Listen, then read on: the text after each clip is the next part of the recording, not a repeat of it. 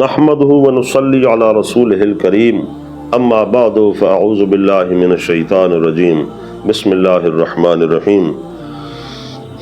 محترم سامعین کرام، آج کی حدیث پاک کتنی ہی مبارک ہے۔ حضور کا ہر فرمان ہمارے لیے مبارک ہے کہ جس میں اللہ کے نبی صلی اللہ علیہ وسلم نے جنت کے خزانے کے متعلق ارشاد فرمایا اور ہمارے لیے دنیا اور آخرت کا خزانہ ارشاد فرمایا۔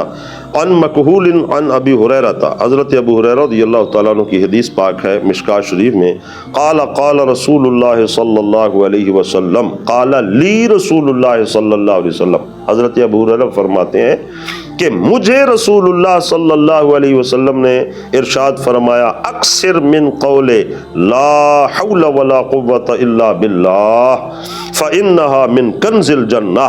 حضرت ابو ہریرہ فرماتے ہیں کہ مجھے رسول اللہ صلی اللہ علیہ وسلم نے ارشاد فرمایا کہ کثرت کے ساتھ یہ پڑھا کرو، لا حول ولا قوت الا باللہ۔ کیوں؟ اس لیے کہ یہ جنت کا خزانہ ہے۔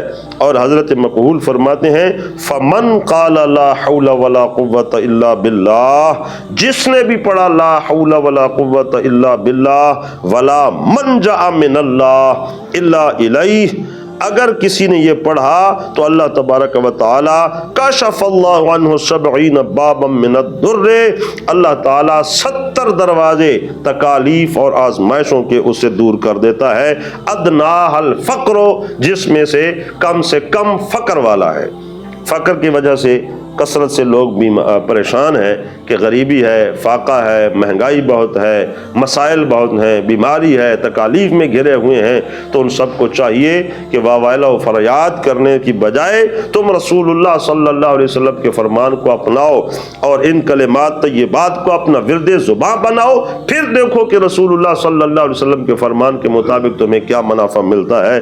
انشاءاللہ فقر سے بھی جان چھوٹے گی اور دنیا اور آخرت کی سعادت بھی آپ کی جھولی میں ہوں گی اور فائدہ بھی ملے گا۔ اللہ تعالی ہم سب کو عمل کی توفیق دے۔